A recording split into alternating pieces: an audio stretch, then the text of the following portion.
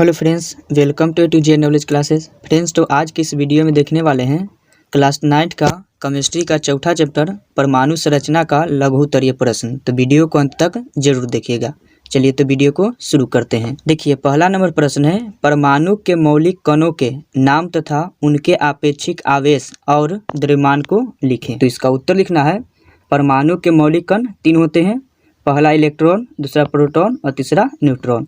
इसके बाद आगे क्वेश्चन था आपेक्षिक आवेश और इसके द्रव्यमान लिखना था।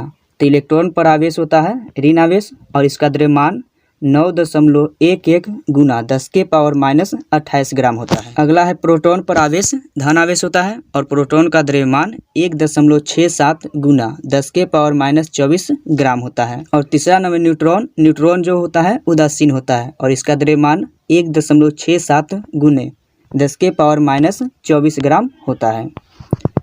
चलिए, दूसरा नंबर प्रश्न है, न्यूट्रॉन के आविष्कारक कौन थे? परमाणु में ये कहाँ अवस्थित होते हैं? तो इसका उत्तर लिखना है, न्यूट्रॉन के आविष्कारक जेम्स चैडविक हैं। और जो न्यूट्रॉन है जो कहाँ उपस्थित रहता है? तो परमाणु के नाभिक में उपस्थित रहता है। चलिए, अगला प्रश्न है 3 नंबर, परमाणु में इलेक्ट्रॉन की स्थिति बताएं। तो इसका उत्तर लिखना है, परमाणु में इलेक्ट्रॉन नाभिक के चारों ओर वृत्तीय पथों पर चक्कर लगाते हैं। इन वृत्तीय पथों को कक्षाएं कहते हैं जो KLMN भाग में व्यवस्थित रहते हैं। चलिए, 4 नंबर प्रश्न है, परमाणु आवेशित कण के बने होते हैं फिर भी ये उदासीन होते हैं, क्यों? तो इसका उत्तर लिखना है, तत्वों के परमाणु विद्युत उदासीन होते हैं क्योंकि परमाणु में प्रोटॉनों की संख्या इलेक्ट्रॉनों की संख्या के बराबर होती है। इलेक्ट्रॉन के त्याग ग्रहण से उदासीनता नष्ट हो जाती है।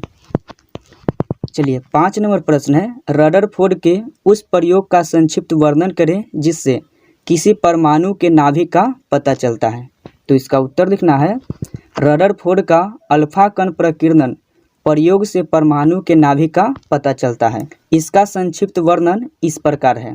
पहला, अधिकांश अल्फा कण अपने मार्ग से बिना विचलित हुए स्वर्ण पत्थर को पार करके सीधा निकल जाते हैं। दूसरा लिखना है, कुछ अल्फा कण अपने मार्ग से थोड़ा विचलित हो जाते हैं। और तीसरा लिखना है, बहुत ही कम अल्फा कण टकराकर अपने मार्ग पर पुनः वापस आते हैं। इस प्रयोग से रदरफोर्ड ने यह निष्कर्ष पाया कि धन आवेशित अल्फा कणों का सभी दिशाओं में विचलित होना यह दर्शाता है कि परमाणु के मध्य स्थान पर कोई समान आवेश उपस्थित है। उन्होंने इसी मध्य धन आवेशित कण को नाभिक बताया। चलिए, 6 नंबर प्रश्न है, परमाणु की कक्षाओं को ऊर्जा स्तर क्यों कहते हैं?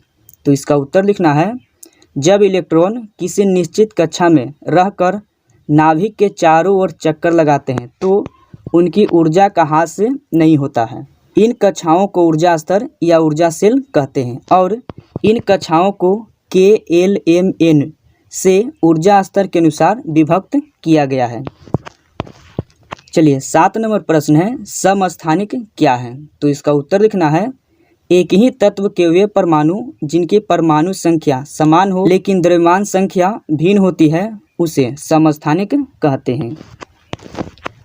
चलिए, 8 नंबर प्रश्न है, समभारिक क्या है? तो इसका उत्तर लिखना है, वैसे तत्वों को समभारिक कहा जाता है जिनका परमाणु द्रव्यमान समान होता है किंतु परमाणु संख्याएं भिन्न भिन्न होती हैं। चलिए, 9 नंबर प्रश्न है, हाइड्रोजन के किन्हीं 3 समस्थानिकों के नाम बताएं और उनके संकेत लिखें। तो इसका उत्तर लिखना है, हाइड्रोजन के किन्हीं 3 समस्थानिकों के नाम पूछा है। तो नाम में लिखेंगे, पहला प्रोडियम, दूसरा ड्यूटेरियम और तीसरा ट्राइटेरियम। इसमें फिर आगे पूछा उनके संकेत हैं, तो H11, H21 और तीसरा कहा जाए H31। चलिए, 10 नंबर प्रश्न है, समस्थानिकों के परमाणु द्रव्यमान भिन्न भिन्न होते हैं फिर भी उनके रासायनिक गुण समान होते हैं, क्यों? तो इसका उत्तर लिखना है, किसी तत्व के सभी समस्थानिकों के परमाणुओं में इलेक्ट्रॉनों की संख्या समान होती है, अतः उनके इलेक्ट्रॉनिक विन्यास भी सदृश होते हैं तथा संयोजी इलेक्ट्रॉन की संख्या भी समान होती है। इसी कारण उनके रासायनिक गुण एक जैसे होते हैं। चलिए, 11 नंबर प्रश्न है, अधिकतर तत्वों के परमाणु द्रव्यमान भिन्नांक क्यों होते हैं? तो इसका उत्तर लिखना है, किसी तत्व के समस्थानिकों के नाभिकों में न्यूट्रॉन की संख्याएं भिन्न भिन्न होती है जिससे तत्व के समस्थानिकों के परमाणु द्रव्यमान में भिन्नता आ जाती है। चलिए 12 नंबर प्रश्न है, अष्टक नियम क्या है? तो इसका उत्तर लिखना है, वे परमाणु जिनकी बाहरी कक्षा में 8 इलेक्ट्रॉन होते हैं तथा वे अधिक अस्थायी होते हैं, जिसे अष्टक नियम कहते हैं। जब बाहरी कक्षा में इलेक्ट्रॉनों की संख्या पूर्ण हो जाती है तब इलेक्ट्रॉन नए कक्षा में प्रवेश करने लगते हैं। चलिए 13 नंबर प्रश्न है, आयन क्या है? ये कितने प्रकार के होते हैं? तो इसका उत्तर लिखना है, धन और ऋण आवेशित कण को आयन कहते हैं। ये 2 प्रकार के होते हैं, पहला धन आयन और दूसरा ऋण आयन।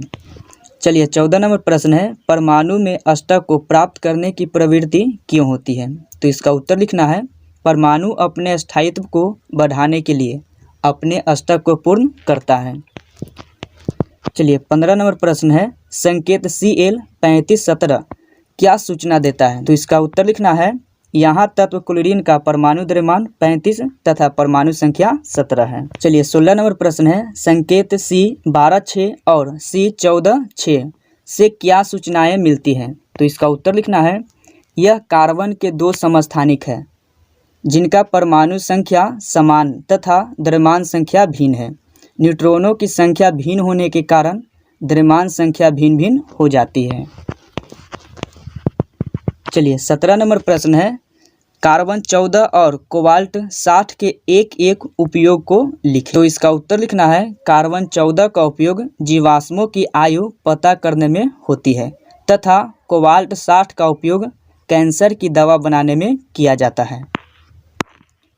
चलिए 18 नंबर प्रश्न है, परमाणु संख्या 1, 4, 8, 12, 16 वाले तत्वों का इलेक्ट्रॉनिक विन्यास लिखें, उन तत्वों की पहचान करें। तो इसका उत्तर यहाँ पर दिया हुआ है, देख करके लिख लीजिए। चलिए 19 नंबर प्रश्न है, समन्यूट्रॉनिक क्या है? तो इसका उत्तर लिखना है, विभिन्न तत्वों के वे परमाणु जिनमें न्यूट्रॉनों की संख्या समान होती है लेकिन द्रव्यमान संख्या एवं परमाणु संख्या दोनों ही भिन्न होते हैं, समन्यूट्रॉनिक कहलाते हैं।